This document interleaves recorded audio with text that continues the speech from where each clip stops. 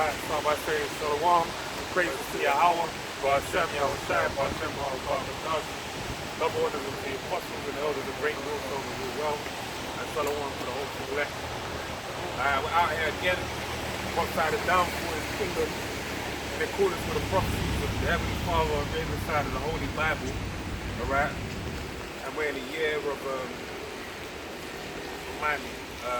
hastening to the coming of our Lord, man. Hastening the return of, who the world calls Jesus Christ, but we know in ancient Hebrew is referred to as Yahweh Shai.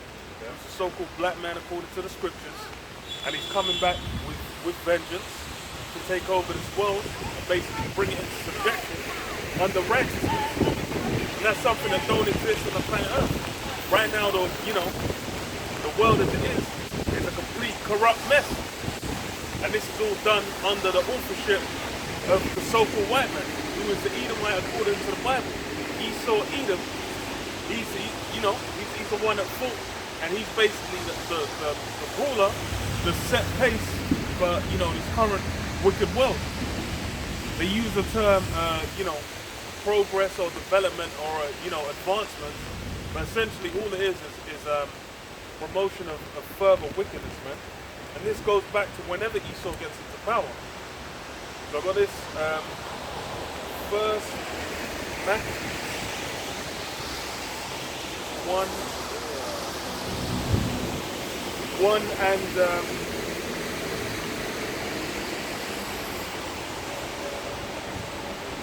1 and 9. And after his death, they all put crowns upon themselves, so did their sons after them many years. And evils were multiplied in the earth. So this is the nature of the man we're dealing with.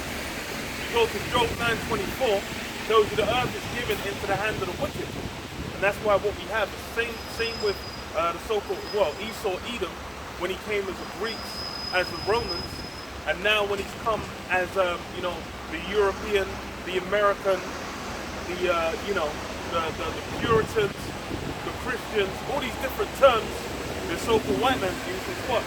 Evading the true identity. When you understand them as Esau Edom, then all these different prophecies start playing. You go into the book of Obadiah, then everyone's been getting in a huff, like, oh, why are these billionaires going into space?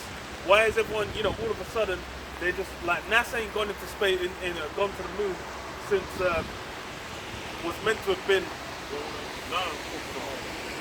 NASA ain't apparently gone to the moon since 69 or whatever. But now you've got Jeff Bezos, Elon Musk and whatnot are meant to be going to the moon to set up moon bases and whatnot. Why is it these billionaires are suddenly all looking to shoot off into the stars? Why? Because of prophecy. And these things line up. What that prophecy leads into is the end. That's the thing. What we're dealing with presently is the time of the end. This is the time when the current rulership, the system as it runs now, everything's gonna be done away with. That's what our Lord Yahweh Shai is coming back to do, bring an end to all this current wickedness and madness that's going down. Obadiah 1:3. The pride of thine heart have deceived thee, thou that dwellest in the clefts of the rock. Well, yeah, thou that dwellest in the clefts of the rocks. These are the signifiers of who this Esau Edom is. And this is why Esau's trying to flee. When another term, I didn't throw out was what?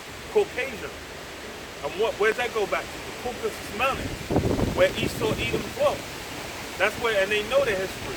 That's why they utilize the term. That's why thou that dwellest in the clefts of the rocks. That's, the scriptures line up and basically put the target on this guy. Yep. His habitation is high. His habitation is high. Who is it that's building all these skyscrapers? This whole skyscraper thing only came about when, Esau came into power, man. This Empire State Building, the Seattle Needle, all these different, whilst you had like, the Egyptians, they'll build their, treasure house. Treasure houses, they'll build their obelisks, monuments to their heathen powers. But what?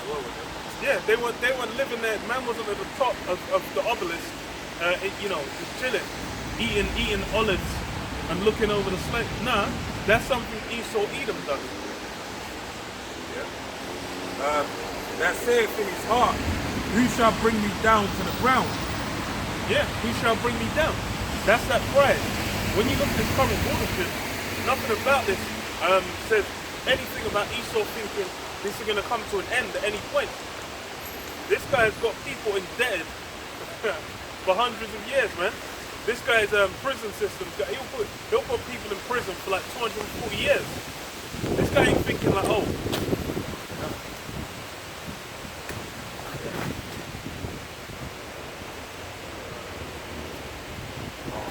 yeah, let me fix switch. Yeah, as the brother was saying.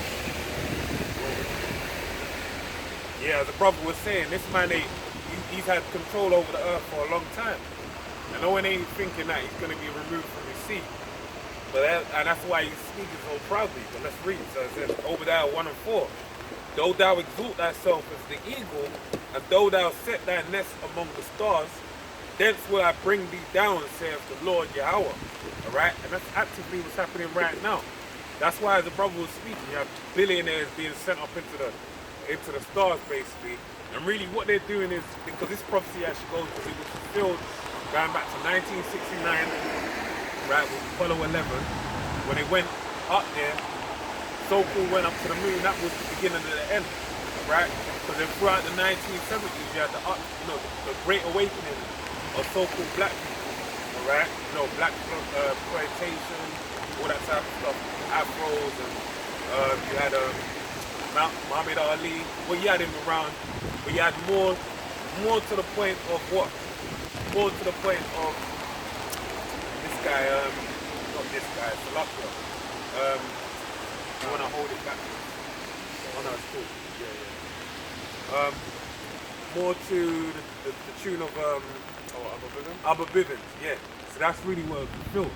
But now in the modern day age, what you have with them going up to the stars and whatnot, that's basically to establish another prophecy, right, which I'll read. The book of Amos. So that's the book of Amos 9:2. It says, though they dig down into hell, then shall my hand take them. And that's talking about the dumps, the deep underground military bases. Right? You also have different places whereby you have these Edomites, underground cities, where they have air filtration systems, supplies of food, and even they've shown that they can make basically plant seeds and allow them to grow, all right, without soil, basically utilizing other materials to basically bring about photosynthesis and all this type of stuff, to basically grow live food down anywhere they are, up in space, underground. And then also they have other things known as, free meat being made by 3D printers, right? Yeah. That's the meat substitute. That's a huge industry. Yeah. Because you've got, I think the one that really blew out in the public eye anyway was the Beyond Burger, where it was meant to be like a beef patty, but the oozes blood, even though it's like not meant to have any like actual meat in it. So it's kind of, and this has been presented as well as a big essentially making food, making meat. The meat industry is basically saying, oh, it's polluting the planet a lot. It's going to try to blah blah blah blah blah. So that's why they're saying like, oh, it's for the betterment of the world that we switch to meat substitutes or fly burgers or ship burgers or corpse burgers. Or whatever the hell. And the way they mask it, they say, well, we've just pinpointed the nutrients within, it's like the nutrients within shit or flies and utilize it to make meat out of it. When in reality, bloody flies is flies and shit is shit. It's as simple as that, man. So let me read on. It says Amos 9:2. Though they, it says Amos 9:3. Sorry, bro. And though they hide themselves in the top of Carmel, I will search and take them out thence. And though they be hid from my sight in the bottom of the sea, thence will I command the serpent, and he shall bite them. Right? So Esau plans to go to the top of Mount Carmel, right, up into the heavens, basically, as well as down in where? Under Atlantis, so to speak. Alright? Underground cities in the sea. But the Lord's gonna make it where Leviathan's gonna come and, knock at their door and make himself, formally acquainted with them. But then, as well, Jacob's gonna have a hand in it. Let me just last one.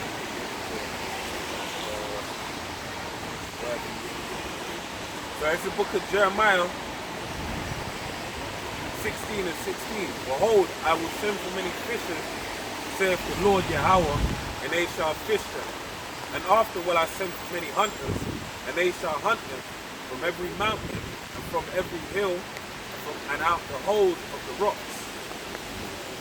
Simple as that. Yeah. That's essentially how it's gonna be switched up.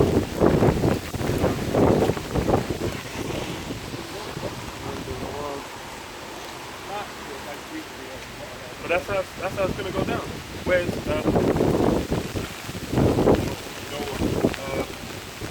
I'll just stand behind there while you speak. Yeah. Because this is it's too windy, and it's So like where we're in open space. it's We just could like move over there, but let me just try to stand behind this now. if it stays windy, then Yeah, because it's the wind from the water coming in. I was gonna say, was it you spring? Jeremiah 16 and 16. Yeah. So send us to dig them up. You got this. It goes from what the season of fishing, of finding those who are basically gonna finding those who are gonna receive the word. Then after the word's been received, then it becomes hunting.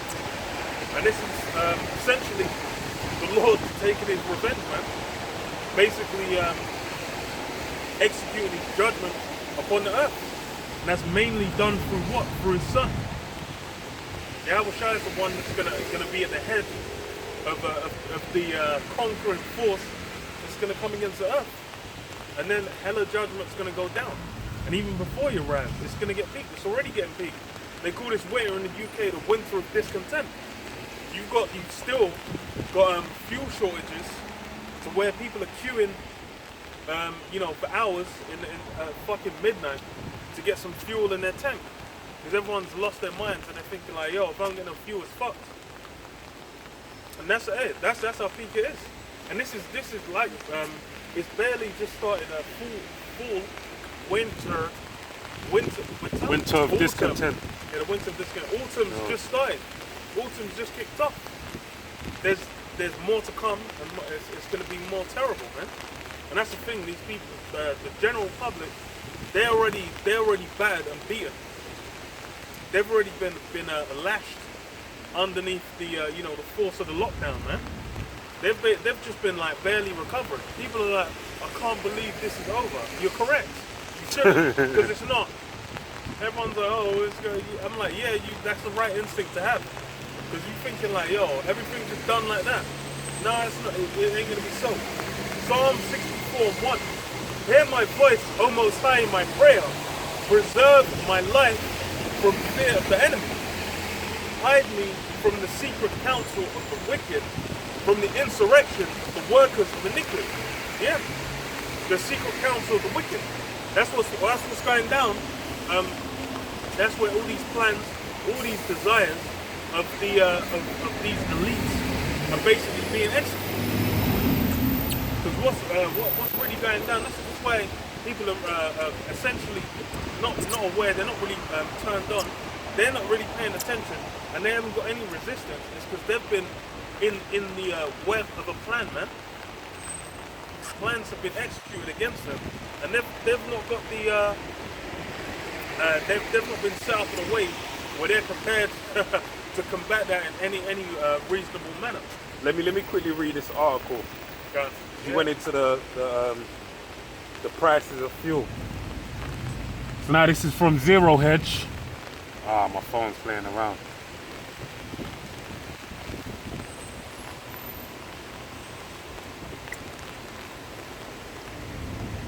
Bear me one moment.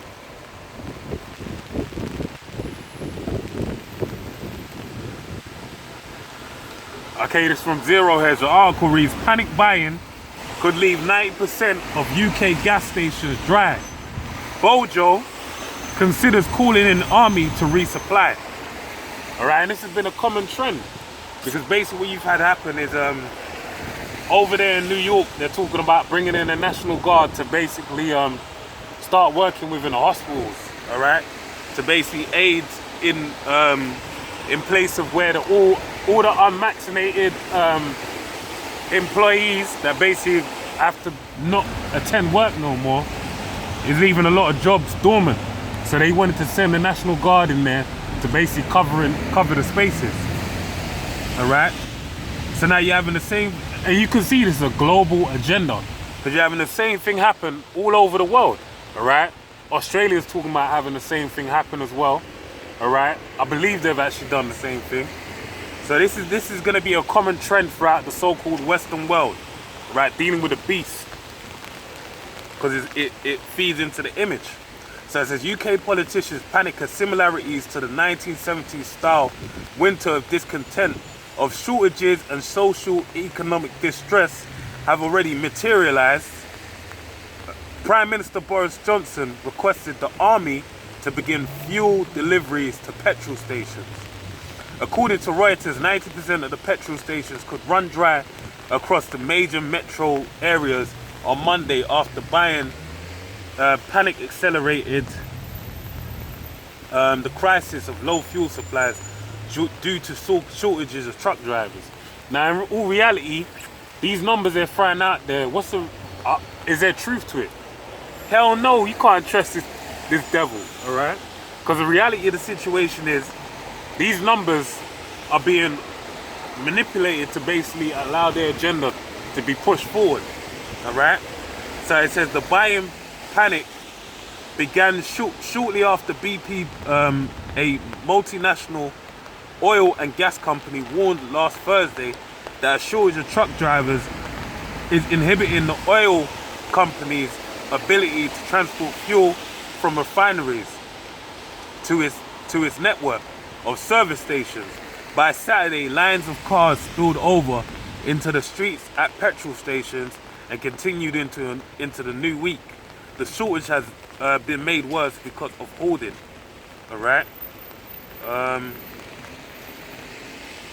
See if there's any more points.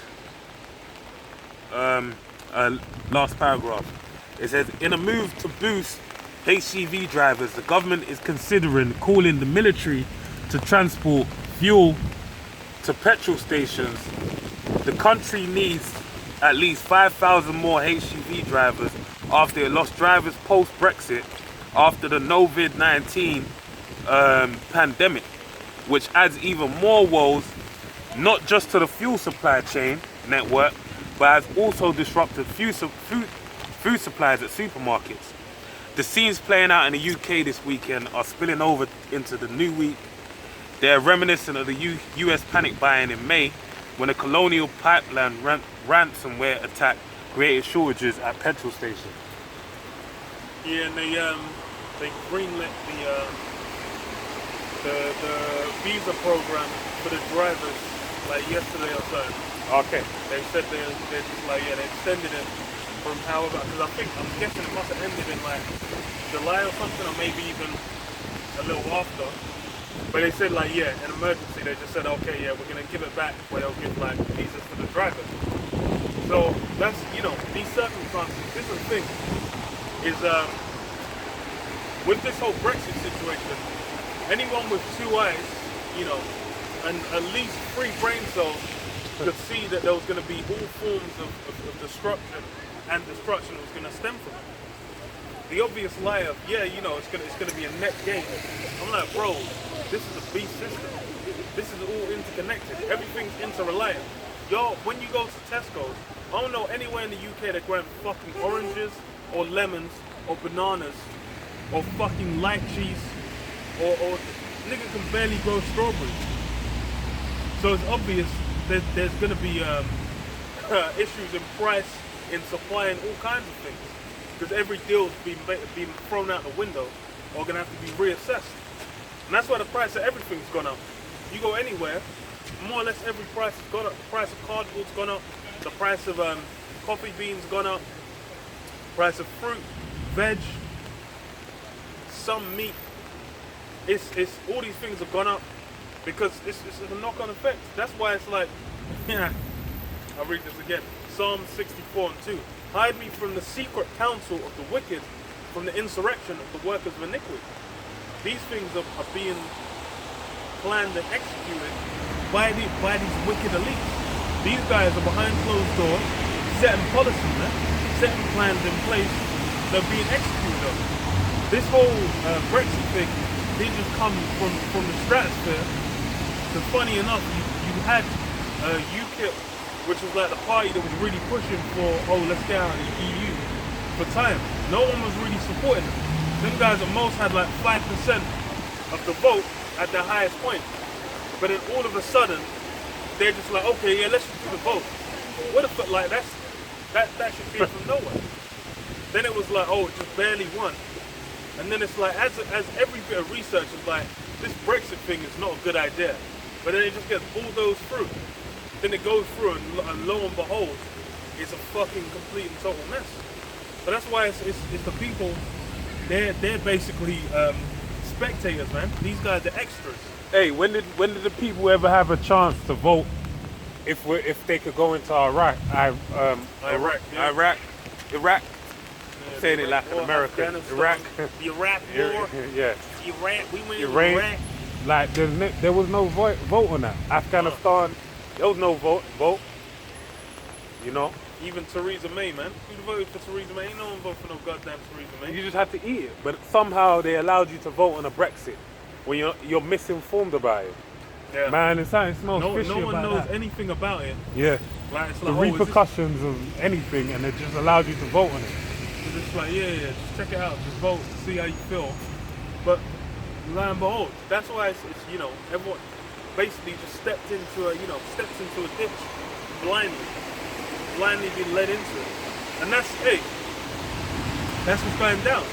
With this whole circumstance, with this thing going round, man, and them shots you need to get. People aren't informed, and you're not even allowed to get informed, man. That's why you had YouTube basically adding extra policies where they're just like, they already had it where it's like you can't even talk about the shots at all. Now you can't talk about any particular set of shots you need to get. They're saying like, oh, you talk about it's just gonna get deleted. It's like, hold on. But then like, are you like, that's why it's not about making an informed choice, it's about compliance. And that's all it's been from the jump. Everything's been about molding compliance. Because when the first lockdown started, it was like, oh, okay, it's basically just breaking the rebellion, the resistance of the people, and it's been successfully done. Who whet their tongue like a sword, and bend their bows to shoot their arrows, even bitter words. Them bitter words. That's how Esau's executing on his plans. This guy's got plans where, and these things aren't peaceful. These things aren't gonna bring about. That's the thing. Is like, people are optimistic as hell, and this is how you know they're indoctrinated in the beast system. They've basically said they have utter and complete faith in the image of the beast, because whatever Esau does, things have not got better. I don't know when things since I've been alive. I don't know when. The one moment when it seemed like things were getting better for people was when the Soviet Union went kaput, and then they knocked down the Berlin Wall, and they had Hasselhoff singing on the Berlin Wall. I can't remember what song he was saying. I remember watching that shit on TV. That was a moment when it seemed like things were going to get better, but lo and behold, afterwards, it's like, oh, the Cold War's done. There's no need for like a big global scale wars. But the military industrial complex had to march on. So then you had all sorts of invasions of other places afterwards. That's why it's all these things, it's all orchestrated, man. It's all about the interests and desires of those who hold sway and power. Yeah. And that's the thing is these guys on the bottom, they don't hold no sway or power. They're not getting invited up into the House of Commons, to talk and debate on whatever. And then even then, it's like whenever you watch the House of Commons, most, if not a wide variety of issues, are basically, there's barely anyone there. There'll be like 25 people out of hundreds inside debating like issues. I remember when ID cards were getting talked about. That was getting talked about on the regular. It still gets talked about. And then you'd have like, 20, 25 people in there. And you're like, hold on, isn't this like an important thing? Shouldn't everyone, everyone's representatives be in there, debating on it? But that's why. It's people they're basically, believe these systems are meant to have some form of benefit. Yeah, it's meant to be making their life better, but their life ain't got better. Yeah, and then as well with the Brexit, it's funny with the Brexit thing, because you essentially just get to lean on, rather than it being like, why the fuck did David Cameron even make the vote? It's like, oh, the people voted for it, the people got what they want, even though it's completely decimated the country. Nigga, I want $1 million. I want £1 million. Like, can I get $1 million? Yeah. People, I can't get what I want, so the people don't owe. What's good for the so-called good for the people, because they want what people want ain't always beneficial to the whole nation, basically. And we're seeing that through Brexit for the people within the UK. But guess what? I just wanted to bring out one scripture to show all this is just prophecy playing out in the Bible. So it's a book of Daniel's chapter 2 verse 41. It says,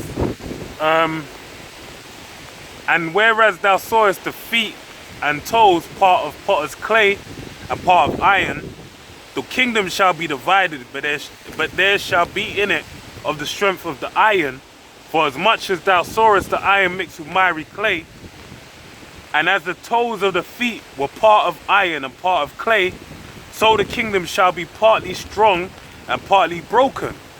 And whereas thou sawest iron mixed with miry clay, they shall mingle themselves with the seed of men, but they shall not cleave one to another, even as iron is not mixed with clay. Done. The whole nation, the whole system, it doesn't cleave and it's not cohesive. Everyone's working in everyone else's interest. You've got places that are doing better, places that are doing worse, and they're going to have completely different policies, man.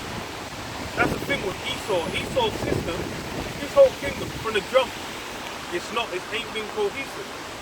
It's been about, that's why you have a time when it's the Belgians held a certain amount of sway, then the French, the Dutch, all these different parts of Esau's power system. The strength has gone in different places. You have one guy who will conquer a bunch of countries and be ruling a bunch of them. You have another guy come in and he'll rule over more in a different place. And then you had like the British, which was meant to be the apex. And then afterwards what? America, which went even further. But that's the thing, it's all not cohesive, and it's not. That's why Yahushua said, if Satan be divided against himself, how then shall his kingdom stand? And you can see it. You do a Brexit vote where you basically vote.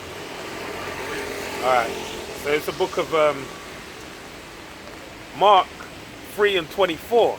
And if a kingdom be divided against itself, the kingdom cannot stand. And if a house be divided against itself, that house cannot stand. And if Satan rise up against himself and be divided, he cannot stand but have an end.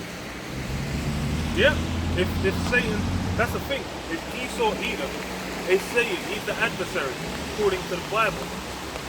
His kingdom, his rulership is all conflicting against one another. You have what's meant to be Esau coming together, Australia, the UK and the US getting together to try and squash Moab, but then afterwards you had France getting upset and removing diplomats from like from the US. So all the so-called alliances, they only go so far, and that leans into as well with going into what do you call it, Obadiah, where it says what your confederacy has brought you even to the border. Everyone is just meant to be allied and working together. These guys are all going to turn on America, man. That's what's going down. All these plans that Esau's made, it's going to result in it's all going to go kaput. And that as well. It's like this is why Esau's got his escape plans, like the brother mentioned. They're under the ocean, in the earth, in the heavens. Why? They're basically looking to keep themselves as safe as possible. And that's why they have the resources to build and develop these places. There's no where's that general public or small businessmen coming together to build an international space station. They can't be done. These things require mass amounts of work and resources. And that's really what people are working and trying to come against. They're trying to come against those. That's why it's like you look at these billionaires, even if a company has like a 1 billion worth, like the amount, that's 1,000 million, man. People out here like just wanting 1 million, and then for that guy it's a drop in the bucket. It ain't even a percentage. Psalm 64:3, who whet their tongue like a sword and bend their bows to shoot their arrows, even bitter words, that they may shoot in secret at the perfect. Suddenly do they shoot to him and fear not. Yeah, they're looking to shoot in secret at the perfect. And this is why it's always been about, and will always be about, Jacob and Esau. Especially when it comes to the end. At the end is what? Jacob essentially bringing about the end of Esau. And now it's Esau's rule. And this is why that identity of Esau, this thing is being highlighted, being known, and having a light shone on it. This is what is bringing terror to the hearts of the elites. Because why? If then it's like, oh, Esau, Edom, then you can line up and in what's going on in the modern day with the prophecies. And then you're like, oh, okay, so this is why X, Y, Z. Because Jake will wonder like, oh, now you see Jake outperforming everyone in sport, all forms of sports, all forms of so-called knowledge and sciences, all forms in the world, in even monetary arenas. You have Jake basically outdoing himself, and then you'll kind of witness this and be like, how is it that these guys got taken over by by a so-called Edomite? Oh God, yeah, I was thinking of that. But thinking, how is it that they got taken? How is it they got taken over by Edomites? But then what? It's a matter of prophecy and the person. Because those are the things. That's why it's like you need to be able to bring them together. And it's what Esau's working with.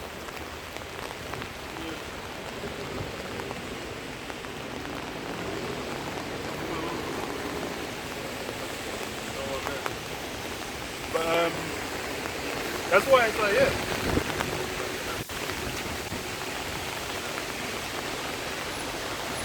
If the wind gets under, it's like that's where it can't really take it. But when it's going on the top, it kind of resists. Yeah. So it just like it gets too much lift. What to say? Did they mean shoot him? Suddenly do they shoot to him and fear not? Yeah, Esau's not fearing to continue to break down and destroy Jake. That's really what you got going down. It's Jake basically being decimated by the policy, by the bitter words of Esau. Because, like I said, the time of the end, it's about Jacob and Esau. Now read it.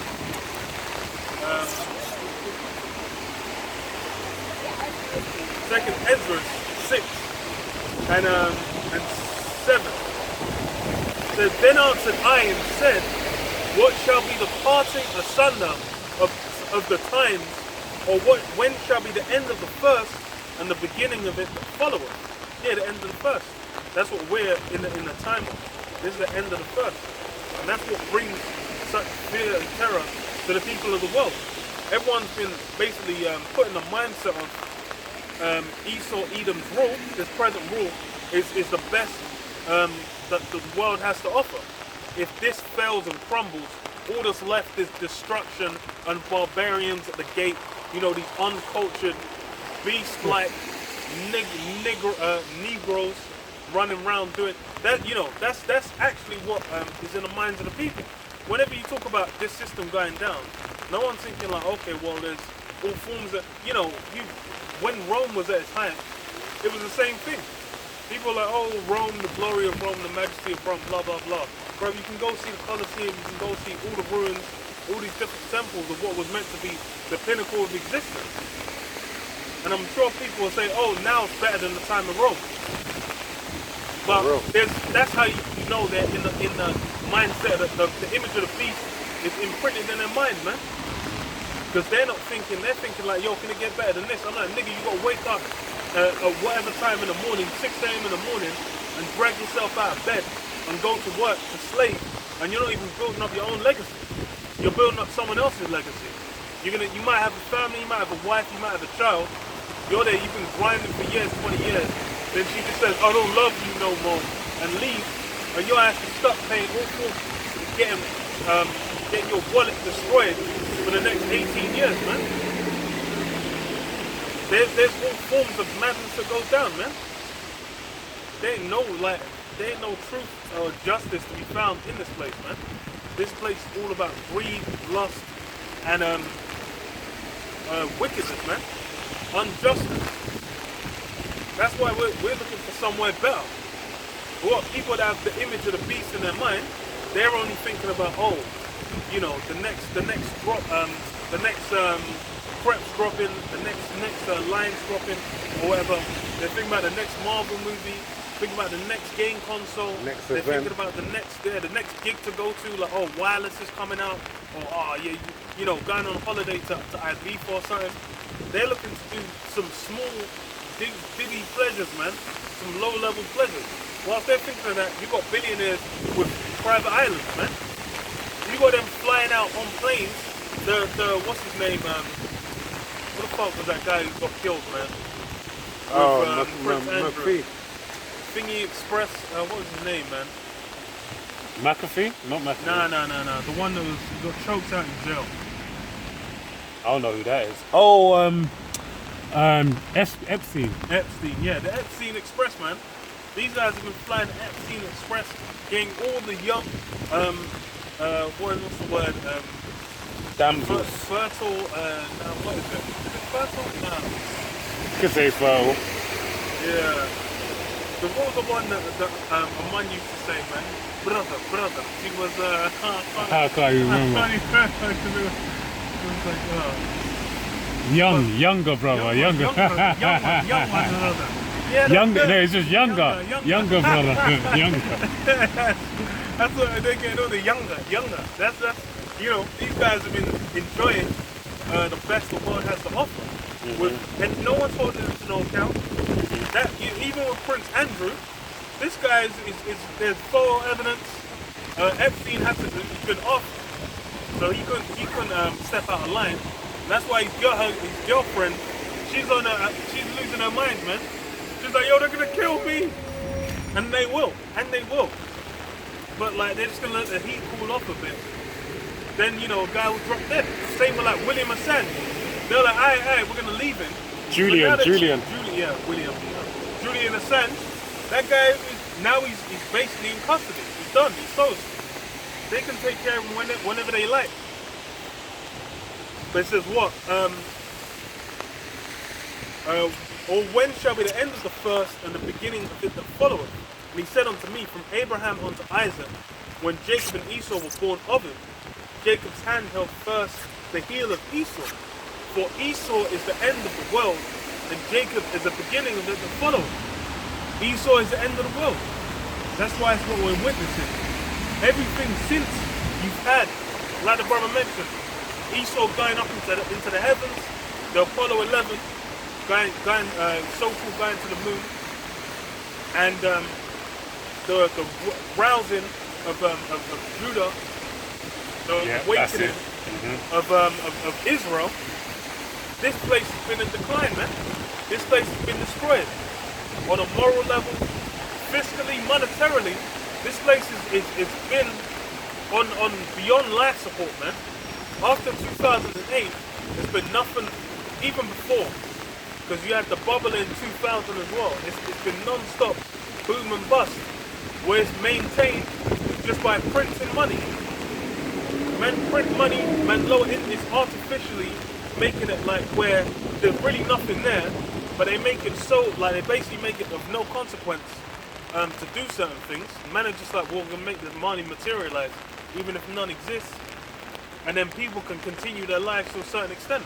And it'll run for a while, but then there's gonna be constant, like, look at the thingy markets, the stock markets. The stock markets have been absolutely ballooning non-stop since like what, 2015 or 16. It's been non-stop, up and up and up and up and up.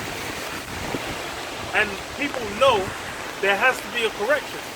And because it's gone up so much, no one even has any semblance, any idea of what the real value of any of these things are. So this bubble is colossal, and the way when it bursts, it's going to be on a scale beyond even 2008. You wanna move this over there? Yeah. Because it doesn't seem like it's going to be calming down. You can move it like further back, down by the rail or something like that. Just leave it running. Yeah, I'll hold it.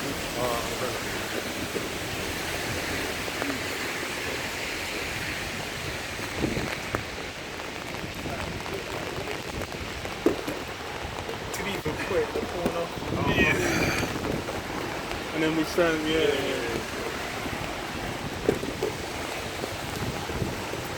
And let the rain.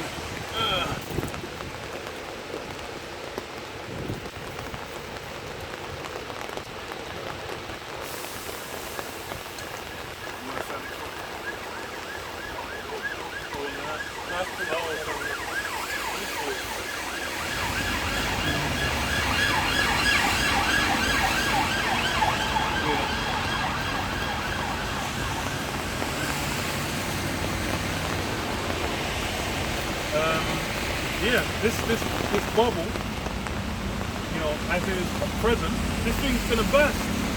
And when it bursts, people are done, man. People are all kinds of food. That's why it's time of the end, man.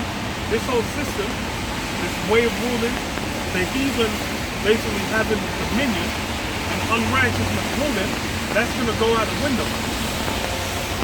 Because as it is now, it's nothing but wickedness running rampant, and it's able to be indulged to whatever extent you want.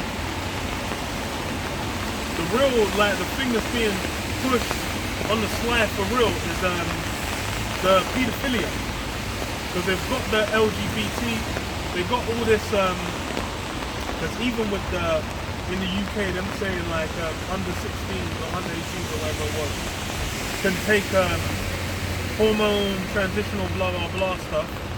That can then just be stretched to be like, oh, if these guys can have, you know, to make these decisions, then you know maybe they're able to, you know, decide if they want to, you know, have sex with older men. That's even that's been, especially on social media, that's been getting a push. With what do you call it, man? People just saying like, oh, you know, I'm just attracted to 9-year-olds and whatnot. You know, I'm not gonna act on it, but I just, you know, I find them attractive. It's just, you know, all forms of insanity, and because everything else is indulged, it's just like, why not? And that's what happens. You let wickedness run, you know, fill up the whole cup, man, with madness. But it's basically reached that breaking point. This is when it's all gonna come. We're gonna receive its judgment. It says what? Esau is the end of the world, and Jacob is the beginning of his followers. the hand of man is betwixt the heel and the hand. Other questions ever asked down, no. Yeah, Esau's the end, man. Esau's nothing but bringing destruction. The wicked was made for the day of evil. That's the thing. The judgment it's been appointed, and by who? This is why Esau is no one talks about Esau either, man. No one talks about the Edomites. People aren't talking about that history. They'll talk about Caucasians or Europeans or Americans. But they're not talking about Esau. But once it's that whole identity, there's no hope. Back to Psalms. It says what? Psalms 64 and 5. They encourage themselves in an evil matter. They commune of laying snares privately. They say, "Who shall see them?" And that's it.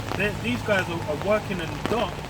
They're just I don't even know how the whole idea of like, the government is just meant to work for the good of the people. Well, actually, I know where it came from. It was the French Revolution, where the so-called democracy is meant to be like when you had it as